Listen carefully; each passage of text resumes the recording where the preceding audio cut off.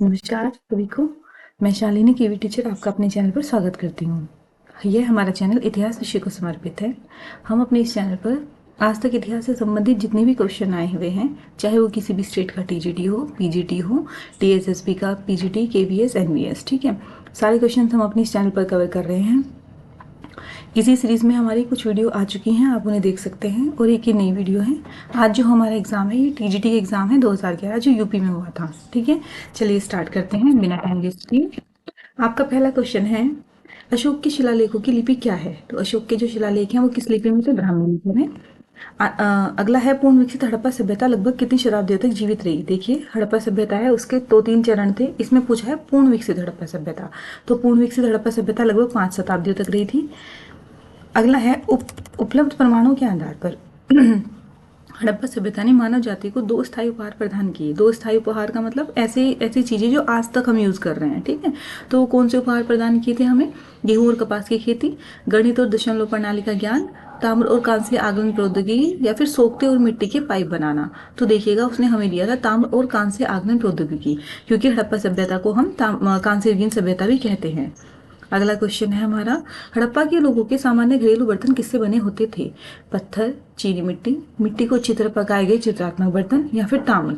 तो हड़प्पा के लोगों के जो घरेलू बर्तन थे वो मिट्टी के बर्तन थे, जो कि अच्छी तरह पकाए रखते थे वो उसे। ठीक है, अगला है, दोथर और चंदूड़ों का सर्वाधिक महत्वपूर्ण उद्योग क्या था? तो देखिएगा, अगर जो हमारे खुदाई हुई है वहां से हमें दोथर और चंदूड़ों से जो मनका था ना, तो मनके के कारखाने के हमें साक्ष्य मिले हैं। तो जहाज निर्माण नहीं, मन का उत्पादन, हथकरघा वस्त्र उद्योग, या फिर धातु कर्म उद्योग, तो हमें वहां से मन का उत्पादन के बहुत सारे साक्ष्य मिले हैं। हड़प्पा कालीन नगरों पर कौन शासन करता था?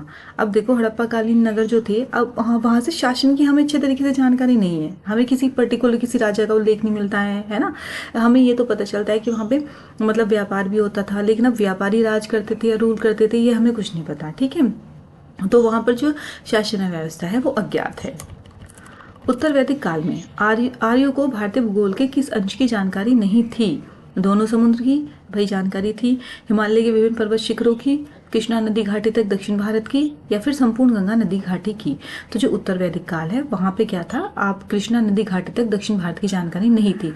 उत्तर वैदिक काल तक कभी भारत में लोग दक्षिण भारत तक नहीं पहुंचे थे, कहीं पे भी दक्षिण भारत का उल्लेख हमें नहीं मिलता। निम्नलिखित में से कौन सा ग्रंथ वेदों या श्रुतियों के अंग नहीं थे? तो देखो, आपके जो वेद है, वेद के हमारे 4 अंग होते हैं। कौन कौन से? संहिता, ब्राह्मण, उपनिषद, अरण्यक, ठीक है, ये सब। तो इसमें पुराण नहीं आता। सॉरी।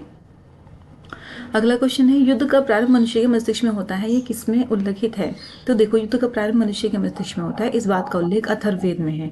ऐसे लर्न रख सकते हैं आप कि युद्ध का प्रारंभ। अच्छा देखो, युद्ध अगर प्रारंभ हो जाता है तो कोई अर्थ तो निकलता नहीं, बाद में सब कुछ बेकार ही हो जाता है, नुकसान ही होता है बहुत ज्यादा, उसका कोई अर्थ नहीं होता।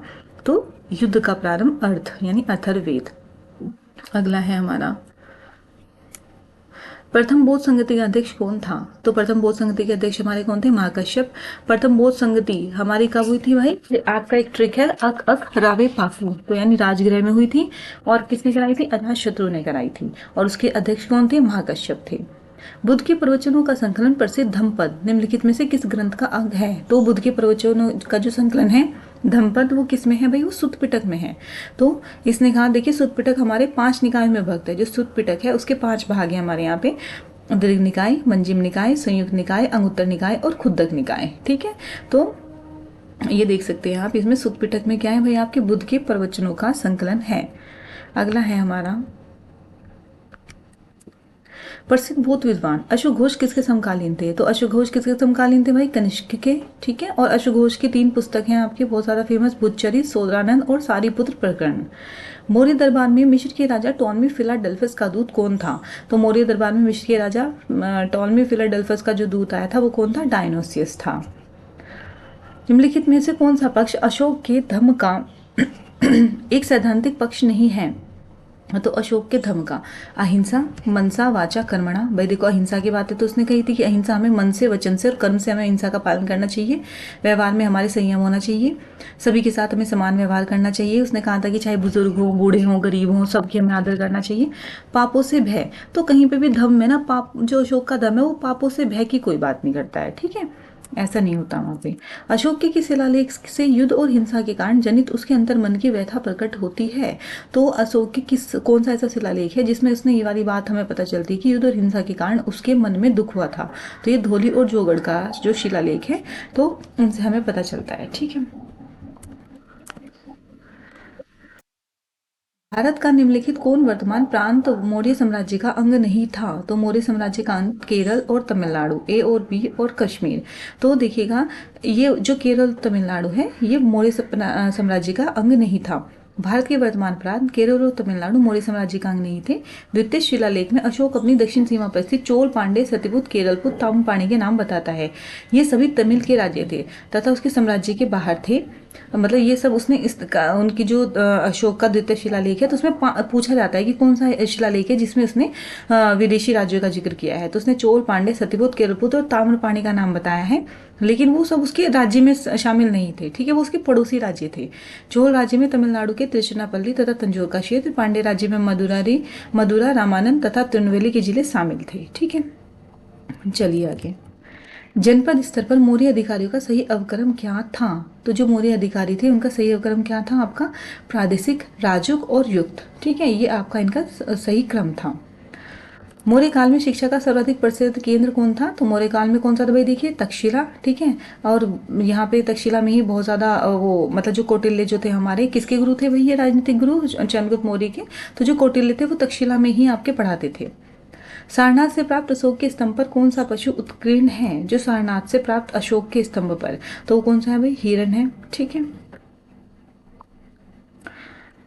राजेंद्र चोल ने किस पाल नरेश को पराजित किया था? राजेंद्र चोल ने, तो राजेंद्र चोल ने किसको पराजित किया था भाई? आपके महिपाल प्रथम को। ठीक है, राजेंद्र चोल ने अपने पुत्र विक्रम चोल के नेतृत्व में सेना भेजी। गोविंद चंद को जीतने के बाद उसने बंगाल के पाल शासक महिपाल के ऊपर आक्रमण करके उसको भी पराजित किया था।